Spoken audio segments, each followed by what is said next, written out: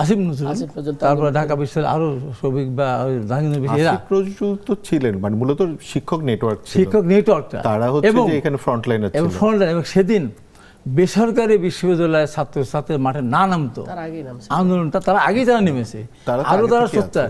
আজকে কিন্তু বেসরকারি বিশ্ববিদ্যালয়ের ছাত্রছাত্রী শিক্ষক নেটওয়ার্ক তো আপনার কোনো নাম নেই, ওই ডিবি অফিসের ওরা কোনো নাম নেই। যেই দিন থেকে ধরে নিয়ে গেছে সেই দিন থেকে তারা প্রতিদিন গেছে, এবং তারপরে কোনো নাম নেই। এবং তারপরে ওখানে যারা ছিল সমন্বয়ক, আমি নিজের চোখে দেখিনি, আমরা যারা ওখানে ছিল, আমার নিজের আপন ছোট ভাই আমাকে না পেয়ে তাকে ধরে নিয়ে গিয়ে প্রতিদিন তাকে ইলেকট্রিক শক দিত, আর সারা ঢাকা শহর আমি কোথায় কোথায় থাকতে পারি প্রতিদিন রাত্রি থেকে নিয়ে বেড়াতো।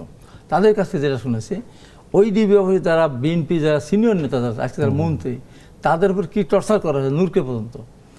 এবার সমন্বয় যারা ছিল এর উপরে নাহিদের উপর টর্চার করা হয়েছে।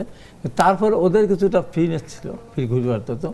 এবং সবচেয়ে বড় ব্যাপারটা হলো, আমি দোষারোপ করতেছি না, নাহিদের পরিবারের পক্ষ থেকে বা এই যে সমন্বয় পরিবারের পক্ষ থেকে আমরা শুনলাম, জানলাম যে আমাদের সন্তানরা ভালো ছিল, তাদেরকে ভালো খেতে দেওয়া হয়েছে, তারা নিরাপদে ছিল।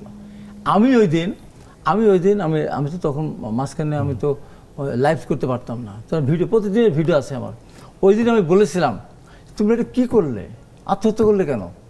তোমাদের আন্দোলনের কারণে কতগুলো বাচ্চা শিশু মারা গেলো, ঘর থেকে মারা গেলো, কত মানুষ শহীদ হলো, তোমরা কেন বিবেচনা দেয়? তোমাদের আঙুল কেটে দিত, তোমাদেরকে মেরে ফেলতো। কই, আমার তো 90 সালে আমাকে তো লাস্ট পর্যন্ত এরশাদের পক্ষে থেকে একটাই ছিল যে বসতে হবে, মন্ত্রিত্ব টাকা পয়সা তা লাগে দেবো।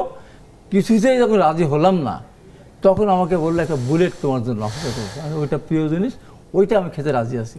আমি যখন ক্যাম্পাসের মধ্যে থাকতাম, বাইরে যারা সাহস দেন তার আমার একটা আলাদা অবস্থান ছিল।